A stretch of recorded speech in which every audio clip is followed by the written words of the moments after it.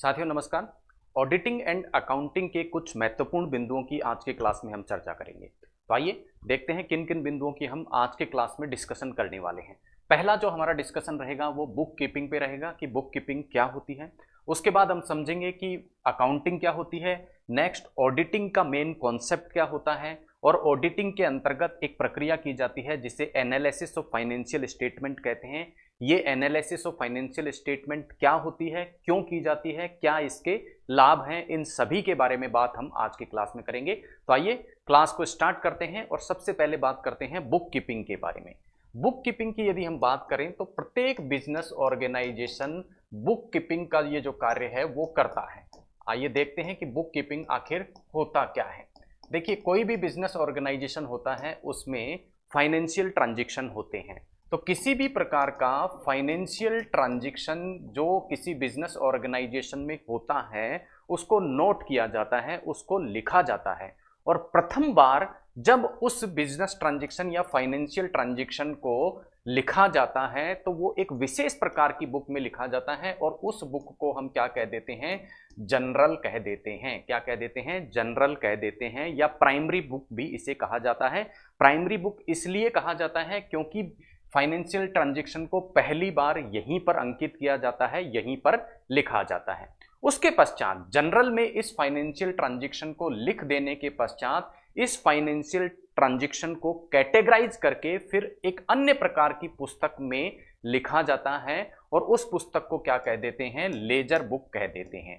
Laser book में अलग अलग हेडिंग के कुछ लेजर होते हैं और उन्हीं को सम्मिलित रूप से हम क्या कह देते हैं, लेजर बुक कह देते हैं। तो दो प्रक्रियाएं यहां हमने देखी, पहली प्रक्रिया जनरल और दूसरी प्रक्रिया लेजर बुक। दोनों प्रक्रियाओं को सम्मिलित रूप से हम क्या कह देते हैं, बुक कीपिंग कह देते हैं। तो बुक कीपिंग का तात्पर्य क्या हुआ, पहली बार जो भी फाइनेंशियल ट्रांजैक्शन हुआ उसको प्रथम बार एंट्री करना, कहां पर, जनरल में, और उसके पश्चात जनरल से उठाकर उन एंट्रीज को कहां रखना, लेजर बुक में रखना। ये सारी की सारी प्रक्रिया बुक कीपिंग के अंतर्गत आने वाली प्रक्रिया है। अब प्रश्न उठता है कि जनरल और लेजर बुक में किस प्रकार से किसी भी फाइनेंशियल जो ट्रांजैक्शन है उसकी एंट्री की जाती, क्यों की जाती है, और इस फाइनेंशियल एंट्री करने का उद्देश्य आखिरकार होता क्या है। तो आइए उन चीजों को समझ लेते हैं। सबसे पहले देखते हैं कि किस प्रकार से एंट्री फाइनेंशियल ट्रांजैक्शन में की जाती है। उससे पहले मैं आपको बता दूं, जो फाइनेंशियल ट्रांजैक्शन होता है उसकी अंतिम जो एंट्री होती है वो लेजर बुक में ही की जाती है, इसलिए इसे प्रिंसिपल बुक या फाइनल बुक के नाम से भी जाना जाता है। तो ये दो चीजें तो हो गई किसके अंतर्गत, बुक कीपिंग के अंतर्गत। अब आइए देखते हैं बुक कीपिंग के अंतर्गत जनरल में एंट्री किस प्रकार से की जाती है।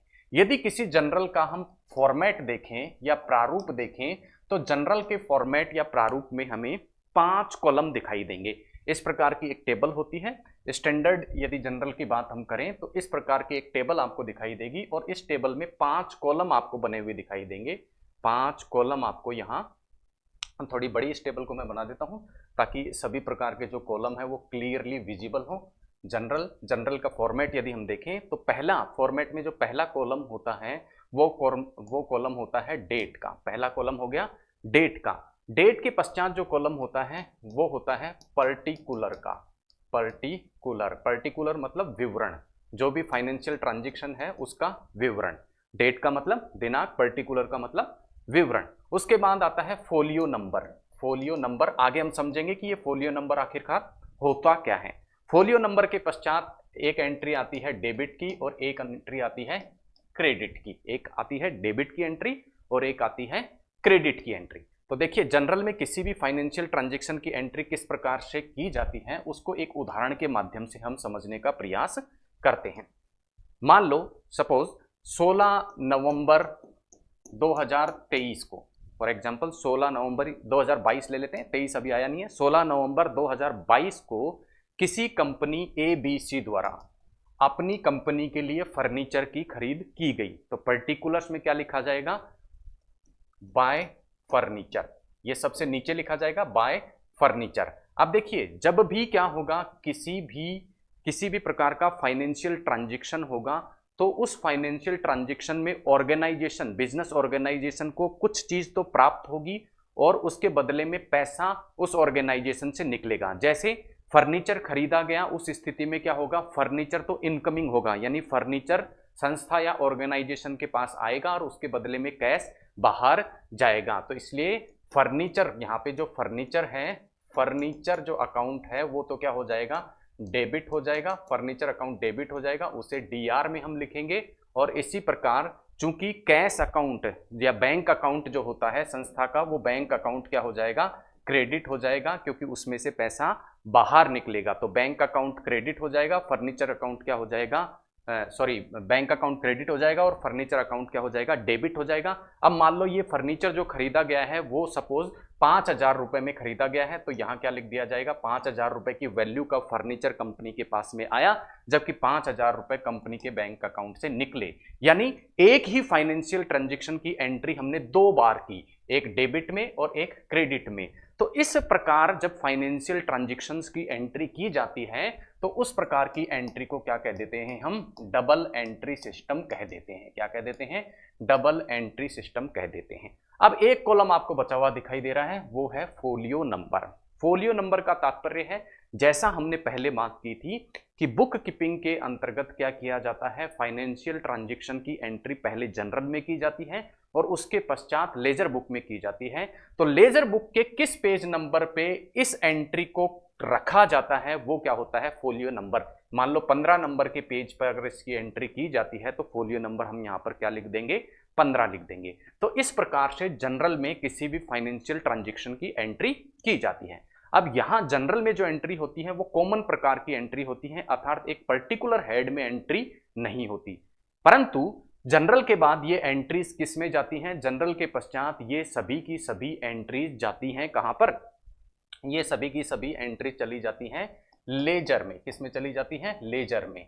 अब लेजर में जो एंट्री की जाती है उसमें भी एक प्रारूप होता है। सबसे पहले उस प्रारूप में होती है डेट, उसके बाद में वही होता है पर्टिकुलर, पर्टिकुलर और पर्टिकुलर के बाद में क्या होता है, उस जो पर्टिकुलर होता है उसके पश्चात आता है वही फोलियो नंबर, और फोलियो नंबर के पश्चात आता है अमाउंट।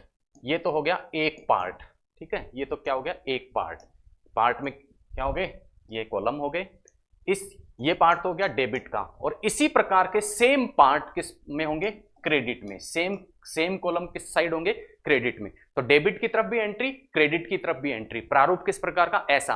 और इसमें एंट्रियां कहां से उठा के डाली जाएंगी, जो हम पिछला क्या देख चुके हैं, हम पीछे हमने क्या देखा, जनरल। इस जनरल से उठाकर क्या डाली जाएंगी, सारी एंट्रियां अब किस में डाली जाएंगी, लेजर में डाली जाएंगी। और लेजर में जो एंट्रियां होंगी वो हेड वाइज होंगी। इसलिए लेजर क्या है, एक स्पेसिफिक हेड का होता है, जबकि वहां पर सभी एंट्रियां कॉमन रूप से डाली जाती हैं। ये बात हो गई लेजर की और जनरल की। अब लेजर और जनरल की हमने बात कर ली, दोनों को सम्मिलित रूप से हमने कहा बुक कीपिंग। अब हमारे सामने एक प्रश्न जो आता है वो ये है कि हमने कहा कि सबसे पहले एंट्री किस में की जाती है, जनरल में की जाती है। तो जनरल में जो एंट्री की जाती है वो एंट्री आखिर की कहां से जाती है, तो वो सभी एंट्रियां किससे की जाती हैं, बिल और रिसिप्ट से की जाती हैं। बिल एंड रिसिप्ट से की जाती हैं। बिल एंड रिसिप्ट से एंट्री किस में की जाती है, जनरल से, और जनरल से फिर एंट्री किस में चली जाती है, लेजर में चली जाती है। अब हमारे पास में क्या हो गया, जनरल भी हो गया और लेजर भी हो गया, और दोनों को सम्मिलित रूप से हमने कह दिया बुक कीपिंग। तो पहला स्टेप तो क्या हो गया, बुक कीपिंग। अब हमारे पास में क्या क्या अवेलेबल है, हमारे पास में अवेलेबल है जनरल, हमारे पास में अवेलेबल है लेजर। अब इस जनरल और लेजर के माध्यम से प्रत्येक कंपनी या प्रत्येक ऑर्गेनाइजेशन अपनी संस्था की फाइनेंशियल स्थिति को जानने के लिए इन एंट्रीज के द्वारा 3 प्रकार के स्टेटमेंट बनाता है। 3 प्रकार के स्टेटमेंट बनाता है। पहला स्टेटमेंट होता है profit and loss statement, profit and loss statement, जिसे शॉर्ट में हम P&L स्टेटमेंट कह देते हैं।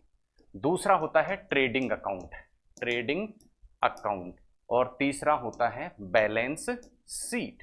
इन तीनों को सम्मिलित रूप से, इन तीनों को सम्मिलित रूप से हम क्या कह देते हैं, इन तीनों को सम्मिलित रूप से कहा जाता है फाइनेंशियल स्टेटमेंट, फाइनेंशियल स्टेटमेंट।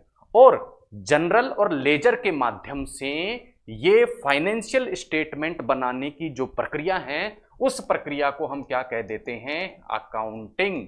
तो बुक कीपिंग तो क्या हुआ, पहले एंट्री किस में करना, लेजर में और जनरल में करना, और उसके पश्चात लेजर और जनरल की सहायता से जब ये तीन प्रकार के फाइनेंशियल स्टेटमेंट बनाए जाते हैं किसी भी कंपनी के लिए, तो उस प्रक्रिया को हम क्या कह देते हैं, अकाउंटिंग के नाम से जानते हैं, अकाउंटिंग कह देते हैं। अब तीन फाइनेंशियल स्टेटमेंट में हमने देखा प्रॉफिट, पहला statement profit and loss statement. अब प्रॉफिट एंड लॉस स्टेटमेंट जैसा कि आपको नाम से बिल्कुल स्पष्ट हो रहा है, प्रॉफिट एंड लॉस स्टेटमेंट का तात्पर्य क्या हुआ कि इस स्टेटमेंट के द्वारा हमें कंपनी के पूरे फाइनेंशियल ईयर के, अच्छा ये जो जनरल और लेजर में एंट्री की जाती हैं ये डे बाय डे बेसिस पर की जाती हैं, जबकि ये profit and loss, trading account और बैलेंस शीट जो बनती है वो एक फाइनेंशियल ईयर में बनती है। तो किसी भी फाइनेंशियल ईयर में संस्था या कंपनी को होने वाला प्रॉफिट और लॉस का जो स्टेटमेंट होता है उसे तो हम क्या कह देते हैं, profit and loss statement, P&L statement कह देते हैं। जबकि संस्था या ऑर्गेनाइजेशन का जितनी भी साल भर में फाइनेंशियल ईयर में क्या क्या हुई है, जितनी भी इनकम हुई है उस सारी इनकम और जितने भी एक्सपेंडिचर अर्थात खर्चे हुए हैं उस इनकम और एक्सपेंडिचर को जब लिख दिया जाता है तो वो स्टेटमेंट क्या होता है, ट्रेडिंग अकाउंट होता है। उसके बाद आता है बैलेंस शीट। बैलेंस शीट का तात्पर्य है एक फाइनेंशियल ईयर में संस्था की असेट क्या है, असेट्स क्या हैं और लायबिलिटीज क्या हैं, असेट और लायबिलिटीज क्या क्या हैं, संपत्ति कितनी है और देनदारियां कितनी हैं, उसको जब लिख दिया जाता है तो उसे क्या कह दिया जाता है, बैलेंस शीट के नाम से जाना जाता है। दो प्रक्रियाओं को हम समझ चुके, पहला बुक कीपिंग और दूसरा अकाउंटिंग। अब साहब बुक कीपिंग भी हो गया, अकाउंटिंग भी हो गया, तो तीसरा जो प्रोसेस फिर प्रारंभ होता है इसके पश्चात वो होता है ऑडिटिंग। क्या होता है, ऑडिटिंग। अब देखिए ऑडिटिंग में क्या होता है, हमने देखा कि पहले जो भी फाइनेंशियल ट्रांजैक्शन था उस फाइनेंशियल ट्रांजैक्शन की जो एंट्री की जाती है वो किस में की जाती है, वो जनरल में की जाती है, और जनरल में जब ये एंट्री की जाती है तो वो बिल एंड वाउचर के माध्यम से की जाती है, बिल और वाउचर के माध्यम से की जाती है। उसके पश्चात ये एंट्री जाती है लेजर में और उसके पश्चात लेजर के द्वारा तैयार किए जाते हैं फाइनेंशियल स्टेटमेंट। अब ये फाइनेंशियल स्टेटमेंट सही है या नहीं, इसमें कोई मिथ्या सूचना या गलत सूचना है या नहीं, इसको पता लगाने के लिए हमें इन फाइनेंशियल स्टेटमेंट जिससे बने हैं उसके मूल सोर्स तक पहुंचना होगा। और मूल सोर्स क्या है, फाइनेंशियल ट्रांजैक्शन जिसके द्वारा किए गए, और वो है बिल एंड वाउचर। अर्थात बिल एंड वाउचर से सबसे पहली चीज तो ये जांचनी होगी कि ये फाइनेंशियल ट्रांजैक्शन जो बिल एंड वाउचर के माध्यम से जनरल में किए गए हैं, सबसे पहली चीज तो क्या वो सही किए गए हैं। दूसरा, जनरल से लेजर में एंट्री सही की गई है या नहीं की गई। तीसरा, ये जानना होगा कि लेजर के द्वारा जो फाइनेंशियल स्टेटमेंट बनाए गए हैं वो सही है या नहीं। और उसके पश्चात इन फाइनेंशियल स्टेटमेंट का मतलब क्या निकलता है, एनालिसिस क्या निकलता है, साथ ही साथ इंटरप्रिटेशन किस प्रकार का हम निकाल सकते हैं, उसके द्वारा किस प्रकार की सूचनाएं हम प्राप्त कर सकते हैं किसी कंपनी के फाइनेंशियल स्टेटमेंट से, वो सारी की सारी प्रक्रिया किसके अंतर्गत आ जाती है, ऑडिटिंग के अंतर्गत आ जाती है। तो ऑडिटिंग के अंतर्गत पहली चीज जो हो गई वो तो हो गई कि बिल एंड वाउचर के माध्यम से जो प्राइमरी एंट्रीज हुई है वो सही है या नहीं, उसको जांचना, और इस प्रक्रिया को कह दिया जाता है वाउचिंग। क्या हो गया, वाउचिंग।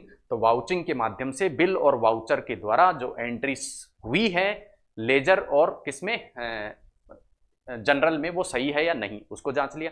जांचने के पश्चात हमको जांचना होता है क्या, फाइनेंशियल स्टेटमेंट के बारे में कुछ तथ्य कि फाइनेंशियल स्टेटमेंट सही है या नहीं। और फाइनेंशियल स्टेटमेंट जांचने के दौरान दूसरी जो प्रक्रिया की जाती है ऑडिटिंग के अंतर्गत वो होती है वेरिफिकेशन। क्या होती है वो, वेरिफिकेशन होती है। और वेरिफिकेशन के अंतर्गत इन फाइनेंशियल स्टेटमेंट की जांच की जाती है और मुख्य रूप से कंपनी के असेट एंड लायबिलिटीज की जांच की जाती है, कंपनी की संपत्ति और देनदारियों की जांच की जाती है। और संपत्ति और देनदारी के जांच से ऑडिटर्स ये निष्कर्ष पर पहुंच जाते हैं कि कंपनी की फाइनेंशियल हेल्थ किस प्रकार की है। अगर एसेट्स क्या है, ज्यादा है लायबिलिटीज से, तो इसका मतलब कंपनी की स्थिति क्या है, अच्छी है, यानी संपत्ति ज्यादा है, देनदारियां कम है, तो कंपनी की स्थिति अच्छी मानी जाएगी। ठीक है। अगर असेट और लायबिलिटीज क्या है, बराबर है तो स्टैंडर्ड स्थिति मानी जाएगी, लेकिन यदि असेट कम है और लायबिलिटी ज्यादा है तो उस प्रकार की स्थिति कंपनी के लिए बुरी स्थिति मानी जाती है। तो ये होगी तीन चीजें, book keeping, accounting and auditing, तीन चीजें होगी। अब ये सारी प्रक्रिया आखिर हमने की क्यों, क्या ऑब्जेक्टिव था, क्यों सभी प्रकार के बिजनेस ऑर्गेनाइजेशन इस प्रक्रिया को अपनाते हैं कि वो सभी फाइनेंशियल ट्रांजैक्शन को पहले क्या करते हैं, बुक कीपिंग करते हैं, उसके पश्चात उसकी अकाउंटिंग करते हैं, उसके पश्चात उसकी ऑडिटिंग करती हैं। तो उसके लिए देखिए, यदि किसी भी व्यक्ति को कंपनी की फाइनेंशियल हेल्थ जाननी है, कंपनी की पोजीशन जाननी है, तो उसका माध्यम क्या है, कंपनी के फाइनेंशियल स्टेटमेंट ही। तो कोई भी, सबसे पहला उद्देश्य क्या हो गया, कोई भी इन्वेस्टर या क्या निवेशक है, वो निवेशक मान लो किसी कंपनी के शेयर खरीदना चाहता है। अब निवेशक शेयर खरीदना चाहता है तो उसको क्या देखना पड़ेगा, उसको देखना पड़ेगा कि कंपनी की फाइनेंशियल हेल्थ कैसी है, उसको उस कंपनी के शेयर खरीदने से प्रॉफिट होगा या नहीं। तो इन्वेस्टर्स जब भी अपना डिसीजन या निर्णय लेते हैं तो उसमें सहायता कौन करते हैं, ये फाइनेंशियल स्टेटमेंट करते हैं, जो कि ऑडिटिंग के माध्यम से तैयार किए जाते हैं। दूसरा, किसी भी प्रकार की जो एरर होती है, जैसा मैंने आपको बताया ऑडिटिंग में पहले क्या की जाती है, वाउचिंग की जाती है। तो ऑडिटिंग का पहला उद्देश्य तो इन्वेस्टर अपने निर्णय ढंग से ले पाते हैं। दूसरा ऑडिटिंग का जो उद्देश्य हो गया या फायदा हो गया वो क्या हो गया कि यदि प्रथम दृष्टया ही किसी प्रकार की एरर है, एरर कैसे पकड़ में आ सकती है, त्रुटि कैसे पकड़ में आ सकती है कि जब बिल एंड वाउचर के माध्यम से वाउचिंग की जा रही थी तब ये सही प्रकार से एंट्री जनरल में हुई या थी या नहीं, कोई मानवीय भूल है तो वो मानवीय भूल यहां पर पकड़ में आ जाती है। इसी प्रकार मान लो मानवीय भूल तो नहीं है लेकिन जानबूझकर क्या किया गया है, कोई त्रुटि की गई है, जानबूझ के कोई तथ्य हैं उनमें हेरफेर की है, तो उस प्रकार की जो त्रुटि होती है उस प्रकार की त्रुटि भी आसानी से किसके द्वारा पकड़ में आ जाती है, ऑडिटिंग के माध्यम से पकड़ में आ जाती है। ठीक है, तो मैलाफाइड इंटरेस्ट या जानबूझकर की गई गलती भी जो है वो इसके माध्यम से पकड़ में ऑडिटर के आ जाती है। अब इन सब से फायदा क्या होता है, फायदा ये होता है कि सारी चीजें जब क्या होंगी, कंपनी के सामने रहेगी, तो कंपनी अपने पॉलिसी डिसीजन, नीतिगत निर्णय लेने में इन सभी चीजों को देखती है और कंपनी के जो मैनेजर्स या टॉप मैनेजमेंट होता है वो टॉप मैनेजमेंट अब इन फाइनेंशियल स्टेटमेंट के आधार पर ही क्या करता है, आगे का निर्णय लेता है कि किस प्रकार से पॉलिसी को चेंज किया जाए ताकि यदि कोई खराब स्थिति है तो उसको सुधारा जा सके। तो ये थे कुछ फायदे, कुछ उद्देश्य किसके, ऑडिटिंग के। बात कर ली हमने बुक कीपिंग की, अकाउंटिंग की भी बात कर ली, ऑडिटिंग की भी बात कर ली। नेक्स्ट हम चलते हैं फाइनेंशियल स्टेटमेंट के एनालिसिस के तरीकों के बारे में। देखिए हमने देखा था फाइनेंशियल स्टेटमेंट, तीन प्रकार के फाइनेंशियल स्टेटमेंट देख लिए। अब इन फाइनेंशियल स्टेटमेंट का मतलब निकालने के लिए, इनका इंटरप्रिटेशन करने के लिए एक एनालिसिस किया जाता है, उसे कहते हैं analysis of financial statement, analysis of financial statement. अब देखिए ये जो एनालिसिस ऑफ फाइनेंशियल स्टेटमेंट है इसके कुछ लाभ हैं और कुछ हानियां हैं, दोनों को ही हम देखेंगे। लेकिन उससे पहले हम देख लेते हैं एनालिसिस ऑफ फाइनेंशियल स्टेटमेंट की टेक्निक्स, कौन कौन सी टेक्निक्स हैं या कौन कौन से तरीके हैं जिनके द्वारा एनालिसिस ऑफ फाइनेंशियल स्टेटमेंट किया जाता है। पहले हम उनकी सूची देखेंगे, फिर उसके बाद एक एक करके सभी के बारे में हम बात करते हुए चलेंगे। सबसे पहला जो तरीका है फाइनेंशियल स्टेटमेंट के एनालिसिस का वो है कंपैरेटिव एनालिसिस। क्या है, कंपैरेटिव एनालिसिस। सेकंड जो तरीका है किसी भी फाइनेंशियल स्टेटमेंट के एनालिसिस का, उसको क्या बोला जाता है, कॉमन साइज स्टेटमेंट। तीसरा होता है कैश फ्लो स्टेटमेंट और चौथा होता है ट्रेंड एनालिसिस, ट्रेंड एनालिसिस, और पांचवा है रेशियो एनालिसिस। ये पांच प्रकार के तरीके हैं जो एनसीईआरटी की बुक में मेंशन किए गए हैं कि किस प्रकार से फाइनेंशियल स्टेटमेंट का क्या किया जाता है, एनालिसिस किया जाता है। तो आइए प्रत्येक तरीके को थोड़ा विस्तार से समझने का प्रयास करते हैं। सबसे पहले हम देखते हैं कंपैरेटिव एनालिसिस को। तो बात करते हैं सबसे पहले कंपैरेटिव एनालिसिस की। कंपैरेटिव एनालिसिस कंपैरेटिव एनालिसिस की यदि हम बात करें तो जैसा कि इसके नाम से स्पष्ट है कि इसके अंतर्गत क्या किया जाता है, अलग अलग जो फाइनेंशियल ईयर, डिफरेंट जो फाइनेंशियल ईयर हैं, उन डिफरेंट फाइनेंशियल ईयर्स के प्रॉफिट एंड लॉस अकाउंट और साथ ही साथ बैलेंस शीट की तुलना की जाती है। बैलेंस शीट की क्या की जाती है, तुलना की जाती है। और इस तुलना से हमें पता चल जाता है कि जैसे सपोज फॉर एग्जांपल 2011-12 और 2012-13 के फाइनेंशियल ईयर की हम प्रॉफिट एंड लॉस स्टेटमेंट की तुलना करते हैं, तो उससे हमें पता लग जाएगा कि 2011-12 में कंपनी का कितना प्रॉफिट था, कितना लॉस था, और 2012-13 में कितना प्रॉफिट है, कितना लॉस है, बढ़ा है या घटा है। वो सारी की सारी सूचनाएं हमें इस कंपैरेटिव एनालिसिस के माध्यम से प्राप्त हो जाती हैं। तो ये पहले प्रकार का तरीका है जिसके द्वारा फाइनेंशियल स्टेटमेंट का एनालिसिस किया जाता है, और इस तरीके को हॉरिजेंटल एनालिसिस भी कह देते हैं। हॉरिजेंटल या क्षैतिज एनालिसिस भी कह देते हैं, क्षैतिज विश्लेषण भी कह देते हैं। और क्षैतिज विश्लेषण कहने का कारण क्या है, क्योंकि विभिन्न वर्षों में क्या करा जा रहा है, फाइनेंशियल स्टेटमेंट की आपस में तुलना की जा रही है। तो ये हो गया कंपैरेटिव एनालिसिस। दूसरे प्रकार का जो तरीका है फाइनेंशियल एनालिसिस का, फाइनेंशियल स्टेटमेंट के एनालिसिस का, वो जैसा हमने देखा था कॉमन साइज स्टेटमेंट।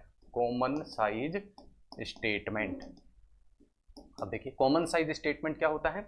इसके अंतर्गत क्या किया जाता है कि फाइनेंशियल जो स्टेटमेंट है, फाइनेंशियल स्टेटमेंट है, उससे कोई भी दो मद उठाए जाते हैं, कोई भी दो हेड उठाए जाते हैं, और उन दो हेड की तुलना प्रतिशत के रूप में कर ली जाती है किसी तीसरे मद से। ठीक है, तो क्या होता है, ये दो मद इस तीसरे कॉमन मद का कितना प्रतिशत है वो वैल्यू निकल कर आ जाती है। एग्जांपल से समझने का प्रयास करते हैं। जैसे मान लो कंपनी की सेल और कंपनी का जो प्रॉफिट है, ठीक है, दोनों का प्रतिशत हम निकालें किससे, कंपनी के टर्नओवर से। तो कैसे निकलेगा, मान लो सेल्स का क्या निकालना हो, प्रतिशत निकालना हो, तो सेल्स बटा टर्नओवर इंटू 100। इसी तरह प्रॉफिट का निकालना हो तो प्रॉफिट बटा टर्नओवर इंटू 100। ठीक है, तो सेल्स का टर्नओवर की अपेक्षा क्या प्रतिशत है, प्रॉफिट का टर्नओवर की अपेक्षा क्या है, क्या प्रतिशत है, उससे दोनों एक तीसरे कॉमन आइटम के रूप में कितने प्रतिशत के रूप में विद्यमान है उसका हमें पता लग जाएगा। तो इस प्रकार की तुलना का क्या फायदा होगा, इस प्रकार की तुलना का हमें यह फायदा होगा कि सेल्स और टर्नओवर जो है वो कुल जो आकार है कंपनी का उसकी अपेक्षा कितने कितने प्रतिशत है, तो दोनों की तुलना होगी। इसी प्रकार पिछले वर्ष में ये की तुलना में ये कितने बढ़े हैं या घटे हैं वो भी हम इसके माध्यम से जान सकते हैं। और चूंकि फाइनेंशियल स्टेटमेंट के विभिन्न मदों की तुलना के साथ में ही पिछले फाइनेंशियल ईयर के साथ में भी तुलना की जा सकती है, इसलिए इस प्रकार के एनालिसिस को हम एक नाम दे देते हैं और वो है वर्टिकल एनालिसिस, वर्टिकल या ऊर्ध्वाधर एनालिसिस। पिछले को हमने क्या कहा था, क्षैतिज एनालिसिस, और इसको हम क्या कह देते हैं, ऊर्ध्वाधर एनालिसिस के नाम से जानते हैं। ये हो गया कॉमन साइज स्टेटमेंट। नेक्स्ट जो तरीका है फाइनेंशियल स्टेटमेंट के एनालिसिस का वो है cash flow analysis. Cash flow analysis, और बिल्कुल नाम से एकदम स्पष्ट है ये भी कि इसके अंतर्गत क्या किया जाता है, कैश फ्लो देखा जाता है किसी भी कंपनी का। यानी कि कंपनी में इनकमिंग कैश कितना है, इनकमिंग कैश यानी कितनी नकदी आ रही है और कितनी नकदी कंपनी से निकल रही है, यानी आउटगोइंग कैश। इन दोनों की क्या की जाती है, तुलना की जाती है। और आउटगोइंग और इनकमिंग कैश का जो अंतर होता है उसको हम क्या बोल देते हैं, कैश फ्लो बोल देते हैं। विभिन्न वर्षों में इस कैश फ्लो की तुलना करके भी कंपनी की स्थिति का हम पता लगा सकते हैं। तो ये हुआ कैश फ्लो एनालिसिस। नेक्स्ट चलते हैं अगले तरीके की तरफ, और वो है ट्रेंड एनालिसिस।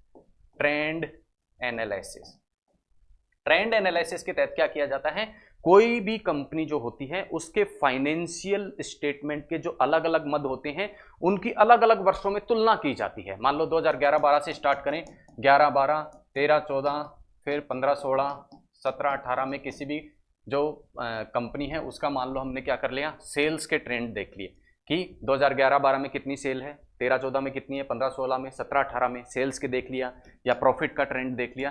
तो उससे हमें उस कंपनी का एक ट्रेंड, एक रास्ता मालूम चल जाएगा कि कंपनी किस तरफ जा रही है, कंपनी घाटे में जा रही है, फायदे में जा रही है। इस प्रकार की सभी चीजें हमें इस ट्रेंड एनालिसिस के माध्यम से पता चल जाती हैं। और अगला तरीका जो है फाइनेंशियल स्टेटमेंट को जानने का वो है रेशियो एनालिसिस या अनुपात विश्लेषण, रेशियो एनालिसिस। और रेशो एनालिसिस के तहत क्या किया जाता है, विभिन्न जो मद हैं फाइनेंशियल स्टेटमेंट के, उन मदों में क्या क्या अनुपात है, फाइनेंशियल स्टेटमेंट के विभिन्न मदों में आपस में अनुपात देखा जाता है, रेशो देखा जाता है, तो उसे क्या कह दिया जाता है, रेशो एनालिसिस के नाम से जाना जाता है। तो ये कुल 5 ऐसे तरीके थे जिसके माध्यम से किसी फाइनेंशियल स्टेटमेंट का न केवल एनालिसिस किया जाता है, अपितु उस एनालिसिस के आधार पर क्या किया जाता है, इंटरप्रिटेशन भी निकाला जाता है, इंटरप्रिटेशन भी निकाला जाता है, निर्णय भी दिए जाते हैं, एक इंफॉर्मेशन भी हमें प्राप्त होती है। तो ये पूरी की पूरी प्रक्रिया ही क्या होती है, एनालिसिस ऑफ फाइनेंशियल स्टेटमेंट होती है, जिसके अंतर्गत न केवल एनालिसिस अपितु इंटरप्रिटेशन भी शामिल है फाइनेंशियल स्टेटमेंट का। ये बात होगी फाइनेंशियल स्टेटमेंट के एनालिसिस के बारे में। अब इसके फायदे क्या क्या हैं भाई, फाइनेंशियल स्टेटमेंट का एनालिसिस, जैसा हमने देखा था ऑडिटिंग एंड अकाउंटिंग से जो फायदे होते हैं, लगभग वही फायदे हमें फाइनेंशियल स्टेटमेंट के एनालिसिस से होते हैं। सबसे पहले कंपनी की स्थिति पता लग जाती है, कंपनी का ट्रेंड पता लग जाता है, कंपनी के जो विभिन्न हेड हैं उनमें कंपनी की स्थिति क्या है, यानी कंपनी की प्रॉफिटेबिलिटी क्या है, कंपनी की सेल क्या है, इन सभी चीज़ों का हमें क्या लग जाता है, पता लग जाता है। और जब सभी चीज़ों का पता लग जाएगा तो ये किसके लिए फ़ायदेमंद है, इन्वेस्टर के लिए भी फ़ायदेमंद है। कैसे फ़ायदेमंद है कि भाई इन्वेस्टर डिसीजन करेगा कि इस कंपनी में मुझे शेयर खरीदने हैं या नहीं खरीदने। इसी प्रकार कंपनी की जो पॉलिसी बनाने वाले हैं उनको भी ये फायदे में रहेगा। क्यों, क्योंकि उसके द्वारा ये निर्णय कर लेंगे, मान लो ट्रेंड ऐसा आ रहा है कि सेल्स लगातार गिर रही है कंपनी की, तो वो सेल्स को उठाने का क्या करेंगे, प्रयास करेंगे। ये तो थे फाइनेंशियल स्टेटमेंट के कारण होने वाले फायदे। लेकिन ये फायदे कंपनी को तभी मिल सकते हैं जब फाइनेंशियल स्टेटमेंट जो बनाए गए हैं वो सही तरीके से बनाए गए हैं। तात्पर्य क्या है, सही तरीके का तात्पर्य क्या है कि उनके अंतर्गत किसी प्रकार की त्रुटि नहीं की गई। दूसरी चीज, इस फाइनेंशियल स्टेटमेंट की कुछ कमियां भी हैं। अब कमियां क्या क्या हैं, ड्रॉबैक क्या क्या है। सबसे पहली कमी, मान लो 2012-13 का फाइनेंशियल स्टेटमेंट बनाया गया और उस फाइनेंशियल स्टेटमेंट की हम तुलना कर रहे हैं कंपनी के 2004-05 के फाइनेंशियल स्टेटमेंट से, तो क्या 2004-05 से 2012-13 तक महंगाई नहीं बढ़ी क्या, इन्फ्लेशन नहीं बढ़ी क्या? तो इस इन्फ्लेशन को ये कंसीडर नहीं करता, इसलिए वास्तविक स्थिति हमें नहीं पता लग पाती। ठीक है, नंबर 1। दूसरी चीज, मान लो हम एनालिसिस कर रहे हैं 2022-23 में, तो 2022-23 में जब एनालिसिस किया जाता है, मान लो हम क्या कर रहे हैं, दिसंबर 2023 में एनालिसिस कर रहे हैं किसी भी कंपनी के फाइनेंशियल स्टेटमेंट का, तो दिसंबर 2023 में हमें कंपनी के पिछले वर्ष के फाइनेंशियल स्टेटमेंट ही उपलब्ध होंगे, यानी 2021-22 के ही फाइनेंशियल स्टेटमेंट हमें उपलब्ध होंगे। तो वर्तमान स्थिति का पता नहीं चलेगा, पिछले फाइनेंशियल ईयर की जो कंपनी की स्थिति होती है उसका पता लगता है, क्योंकि हमारे पास डेटा फाइनेंशियल स्टेटमेंट में पिछले फाइनेंशियल ईयर के होते हैं। तो दूसरा ड्रॉबैक क्या हो गया, करंट सिचुएशन का पता नहीं लगता। ठीक है, तीसरी चीज, ये फायदेमंद तब ही है जब क्या नहीं किया गया हो, इसमें अलग अलग अकाउंटिंग प्रिंसिपल को नहीं अपनाया गया हो। यदि एक वर्ष किसी अलग अकाउंटिंग प्रिंसिपल से, किसी अलग अकाउंटिंग के सिद्धांत से, दूसरे वर्ष किसी अलग अकाउंटिंग के सिद्धांत से यदि क्या कर दिया गया, फाइनेंशियल स्टेटमेंट बना दिए गए हैं, तो जो उद्देश्य फाइनेंशियल स्टेटमेंट बनाने के हैं वो पूरे नहीं हो पाते। तो ये थे कुछ ड्रॉबैक या कुछ कमियां जो फाइनेंशियल स्टेटमेंट में हमें देखने को मिलती हैं। मिलते हैं अगली क्लास में ऐसे ही किसी विषय के साथ में, तब तक के लिए धन्यवाद, जय हिंद।